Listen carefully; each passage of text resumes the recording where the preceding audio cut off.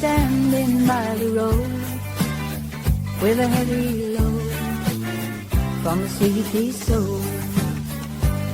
And if you see a sister falling by the way, just stop and say, you're going the wrong way. You've got to try a little kindness, show a little kindness, shine your light for everyone to see. And don't walk around the down and out, lend a helping hand instead of doubt. And the kindness that you show every day will help someone along their way. You've got to try a little kindness, show a little kindness, just shine your light for everyone to see.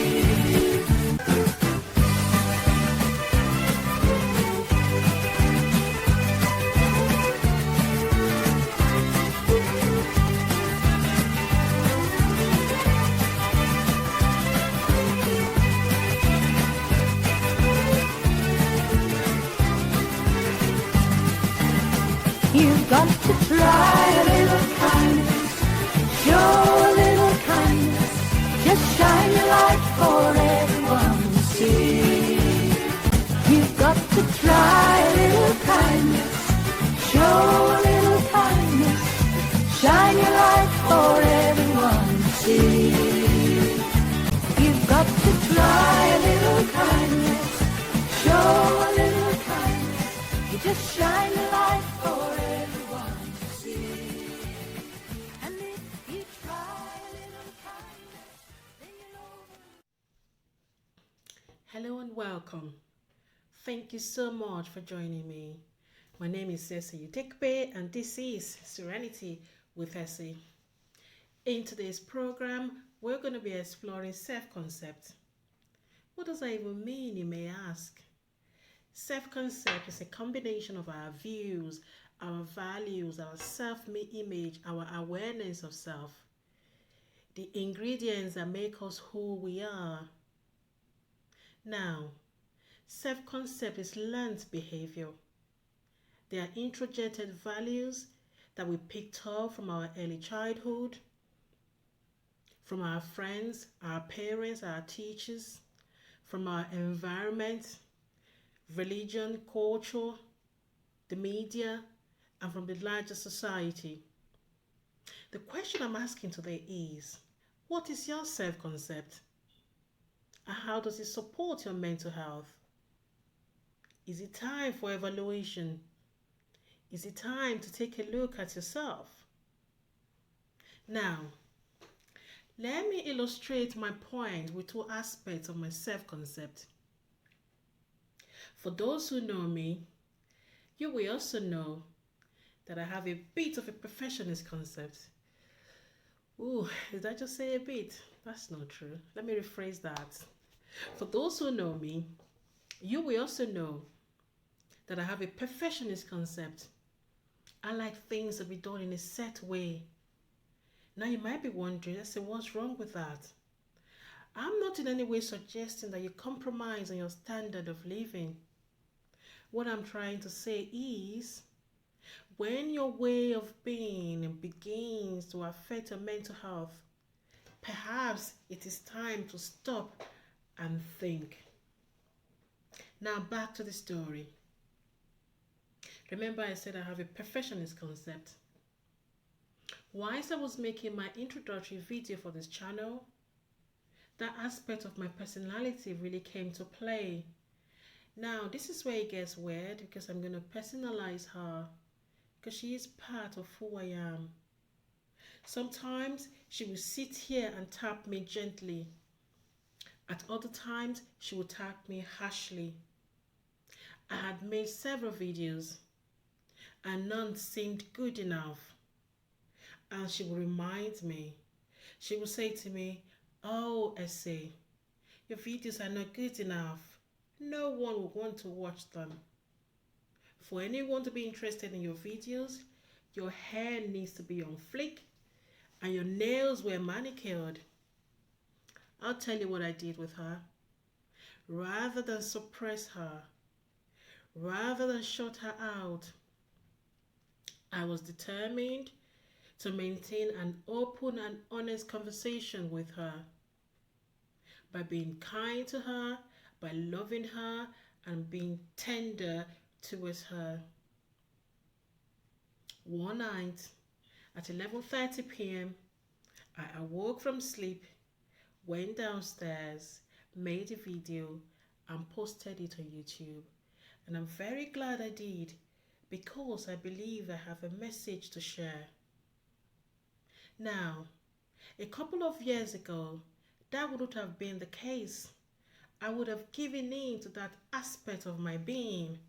I would never have made a video, and that would have been eating me up inside and causing me a lot of stress. The question I'm asking today is, what's your outlook on life? For some, it may be fear of missing out, also known as FOMO. Whereas if you stop to take a critical look at things, you may well realize that there's nothing really to miss. For others, it may be that you have a child with additional needs and you find yourself filled with shame, filled with guilt, and as a result, you're unable to shine your light. For others, it may be that you're bereaved, and because the society expects you to behave in a certain way, because of societal conditioning, you find that you are putting a lid on your light. I challenge you today, wherever you are in your journey of self-development, don't be ashamed to seek help. Don't stop talking about it. Don't say, oh, my culture doesn't permit me to do that. Seek help so you can begin to live your best life, so you can begin to learn how to take the baby steps to fulfill your destiny. Seek help. Seek help. Another aspect of my personality I'm going to be sharing with you today is that of kindness. But you may say, Essie, to be kind is a good thing. Of course it is. Earlier on in this video, I said that our self-concept is a combination of introverted values, which we picked up from our early childhood and from other factors. This need to be kind to everyone was picked up from my early childhood. Now, while I was growing up, I was told to be kind to everybody, which is a good thing.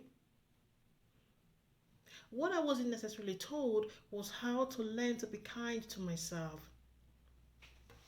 For a very long time, I didn't know how to say no. I just go with the flow, as long as it makes the other person happy. Now, let me use an analogy to buttress my point. Let's say, for instance, you have a big bowl of water. Every day, you give out 5 cups of water and you only put in 2 back. At some point, that bowl of water is going to run dry and you will not have anything left in there, both for yourself and for other people. How are you supporting your mental health? What baby steps are you taking so you can begin to shine your light that you were born with? What are you dealing with? What are you struggling with? Perhaps it's your vulnerable self that is nagging at you. Perhaps it's your angry self. Trust me, they are not going to go away. The only thing we can learn to do is to manage all of our personality in a manner that they begin to work for us, not against us. In a manner that they begin to support us mentally. Seek help. There are counselors, psychotherapists, mental health recovery workers. For some, it may be that the support you need is medical. For others, therapeutic intervention may be what you need. Whatever you are in your journey of self-development, remember, always remember that we shine differently.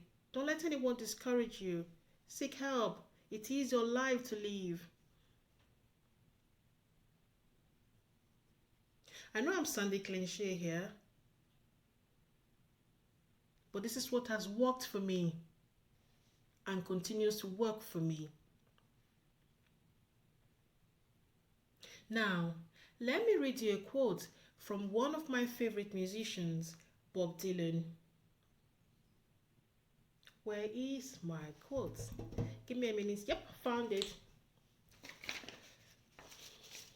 How many roads must a man walk down before you call him a man? How many seas must a white dove sail before she sleeps in the sand? Yes, how many years must a mountain exist before it is washed to sea? The answer, my friend, is blowing in the wind. The answer is blowing in the wind. My question is, for how long are you going to be head bound because of the opinions of others? For how long are you going to be a prisoner to your own self? For how long are you going to feel trapped? Now that's food for thought.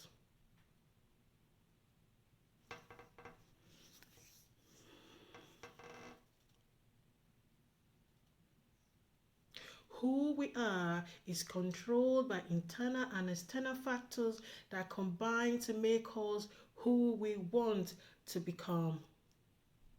If you think it's going to be too raw for you to have an honest and open communication with yourself, then look for a professional counselor that you can trust that will support you to explore your personality so that you can begin to live your best life.